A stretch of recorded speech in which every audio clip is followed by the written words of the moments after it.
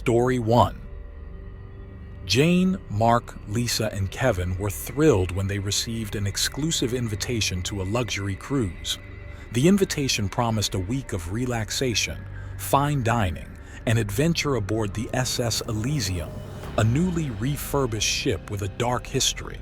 The ship had been abandoned for years after a series of mysterious deaths, but it was now under new ownership and advertised as the ultimate vacation experience.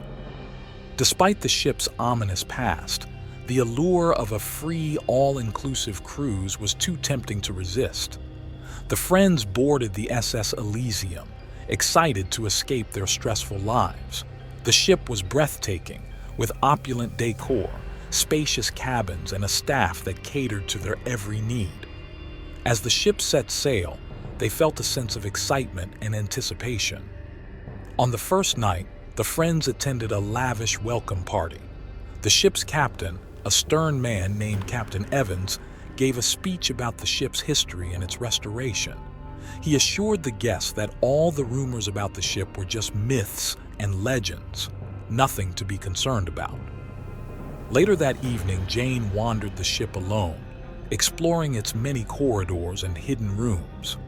She stumbled upon a locked door with a sign that read, "Restricted Area." Intrigued, she peered through the keyhole and saw what appeared to be an old, decrepit chapel. She felt a chill run down her spine and quickly returned to her cabin. As the friends settled in for the night, strange things began to happen. Mark woke up to the sound of someone whispering his name. He turned on the light but saw no one. Shaken, he tried to go back to sleep, but the whispers continued, growing louder and more insistent. Lisa had a nightmare about drowning. She dreamed she was trapped underwater, unable to breathe, with ghostly hands pulling her deeper into the abyss. She woke up gasping for air, her heart pounding. She told Kevin about her dream, but he dismissed it as just a bad dream, nothing more. The next day, the friends tried to enjoy the cruise, but the unsettling events continued.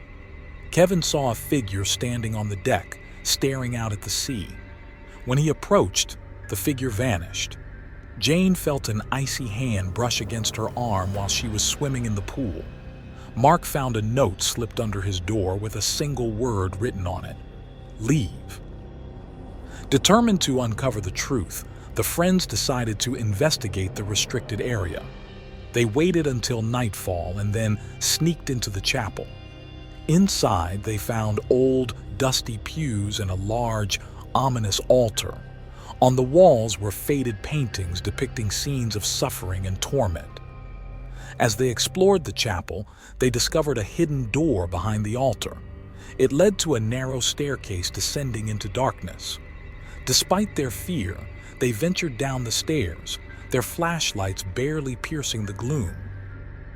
At the bottom of the stairs, they found a large, cavernous room filled with old, rusty medical equipment. It looked like an abandoned infirmary. There were operating tables, cabinets of surgical tools, and shelves lined with dusty bottles of medicine. Lisa found a journal on one of the tables. It belonged to Dr. Heinrich, the ship's doctor from decades ago. The journal detailed horrific experiments conducted on the passengers. Dr. Heinrich believed that the ship was cursed and that the only way to lift the curse was through human sacrifice. He had performed unspeakable acts, using the passengers as his unwilling subjects. The friends realized that the spirits of those who had died were still on the ship, seeking vengeance. As they read the journal, they heard the sound of footsteps echoing through the infirmary.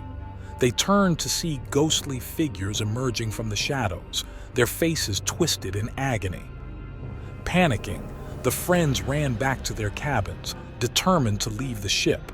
They packed their bags and headed to the deck, but Captain Evans intercepted them. He revealed that he was aware of the ship's curse and that he needed them to stay to keep the spirits at bay. The friends realized that they were trapped, pawns in a deadly game. They decided to find a way to break the curse themselves. They remembered the chapel and the altar, believing that destroying it might free the spirits. Armed with makeshift weapons, they made their way back to the chapel, ready to confront whatever awaited them. As they reached the chapel, the air grew cold and the lights flickered. The spirits appeared, surrounding them, their ghostly forms blocking their path. The friends fought their way to the altar, smashing it with their weapons. The spirits screamed in anguish, their forms flickering and fading. Just as they thought they had succeeded, Dr. Heinrich's spirit appeared, more powerful and malevolent than the others. He attacked them, his ghostly hands reaching for their throats. The friends fought back with all their strength, but Heinrich's spirit was relentless. In a final act of desperation, Jane grabbed a candle from the altar and set the journal on fire. The flames consumed the pages, and Heinrich's spirit screamed in rage. The room filled with blinding light, and the spirits began to dissolve, their cries fading into silence. The ship returned to port the next day, and the friends disembarked, shaken but alive. They reported everything to the authorities, but the ship's new owners denied any wrongdoing. The SS Elysium was shut down, and its dark history was buried once again.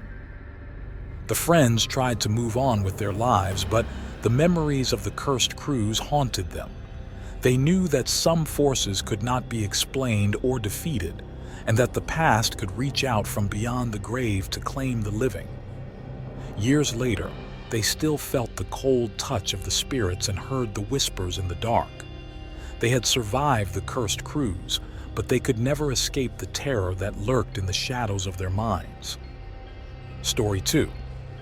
Emily, her husband Jack, their friends Sarah and Tom, and another couple, Mike and Rachel, had planned their dream vacation for months. They booked a private villa on a secluded island, far away from the hustle and bustle of city life. The island, named Isla Sombra, was known for its untouched beauty, with pristine beaches and lush forests. The group arrived on a bright sunny day, greeted by the villa's caretaker, an elderly man named Hector. He gave them a brief tour and handed over the keys, warning them to stay within the villa grounds after dark. The friends laughed off his warning, eager to explore and relax. That night, the group gathered around a bonfire on the beach. They shared stories and enjoyed the peaceful sound of the waves. As the night grew darker, Emily noticed shadows moving at the edge of the forest. She brushed it off as her imagination, but a sense of unease settled in. Back at the villa, everyone settled into their rooms. Emily and Jack's room faced the forest, and Emily couldn't shake the feeling of being watched. She heard faint whispers and rustling outside, but couldn't see anything through the darkness. The next day, they explored the island, hiking through the forest and swimming in the crystal-clear waters.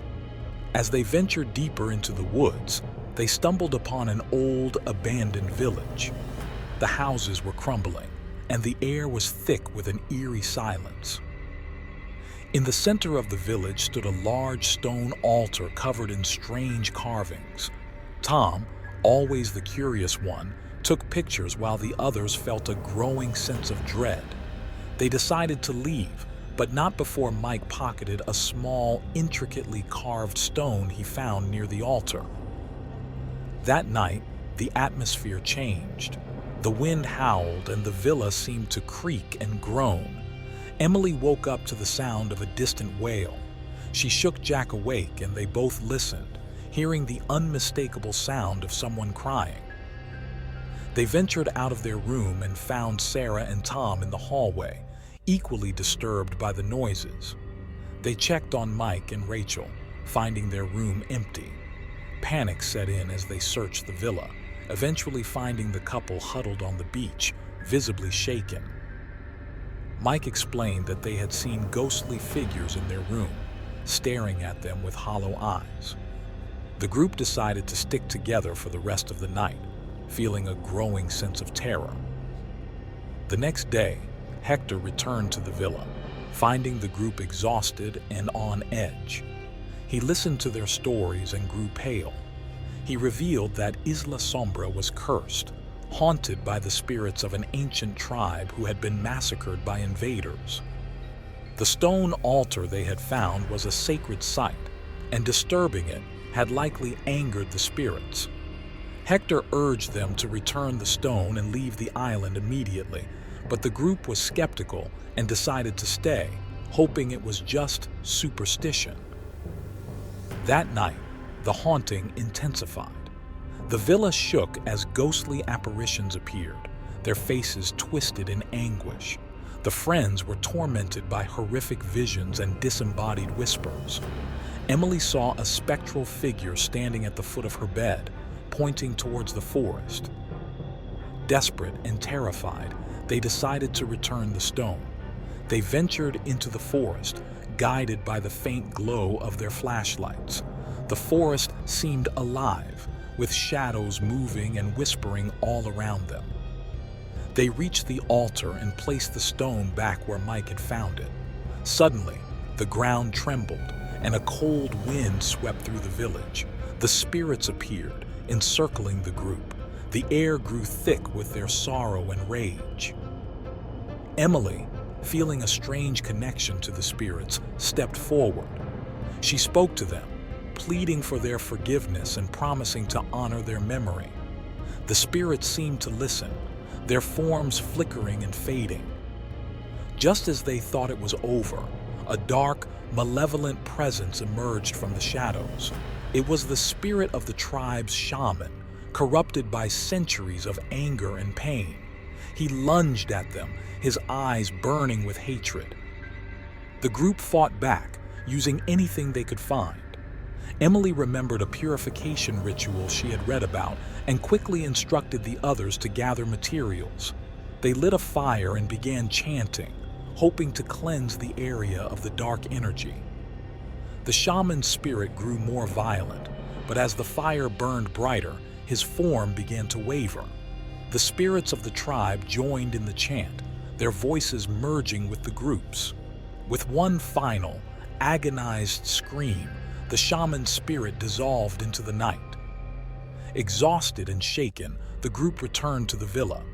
The island was silent. The oppressive darkness lifted. They packed their bags and left at dawn, vowing never to return. Back on the mainland, they tried to put the nightmare behind them, but the memories lingered. They had survived the island of shadows, but the terror they faced would haunt them forever. They learned that some places were better left untouched, and that the past could reach out from beyond the grave to claim the living. Years later, they still felt the presence of the spirits and heard the whispers in the dark. They knew that Isla Sombra's curse was real and that they had barely escaped with their lives. The island's dark history was a warning to all who dared to disturb its haunted shores.